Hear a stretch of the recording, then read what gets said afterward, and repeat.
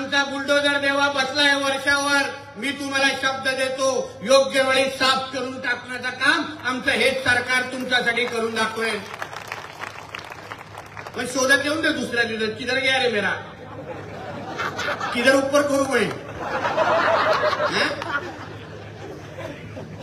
आता एवढी हवा भरल्यानंतर उद्यापासून अगर काम संग्राम बापू दिसलं नाही ना तर अवघड आहे बाबा, आपल्याला अवघड आहे। म्हणून आपल्याला जाता जाता एवढंच सांगेल, परत आता पिंपरी चिंचवडला जायचंय, तिथे पण चार्जर मारायचंय। म्हणून परत जाता जाता एवढंच सांग, सरकारचा प्रतिनिधी म्हणून मी आज इथे उभा आहे। आम्ही हिमतीने सांगतोय, हिंदुत्वाच्या विचाराचं सरकार आहे। हिंदू समाजाने आम्हाला या खुर्च्यांवर बसवलेलं आहे, म्हणून हिंदू समाजाचं संरक्षण करणं, आमच्या हिंदू माता भगिनींचं संरक्षण करणं हे आमचं परम कर्तव्य आहे। एवढा शब्द तुम्हाला मी इथे देतोय।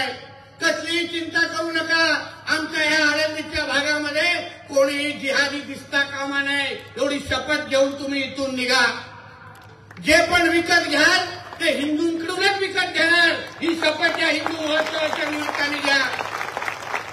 आणि फक्त दुकानाचं नाव बघून फक्त विकत घ्यायला जाऊ नका। कधी कधी हे सगळे हिरवे साप बाहेर जय श्रीराम लिहितात आणि आतमध्ये तो अब्दुल बसला असतो।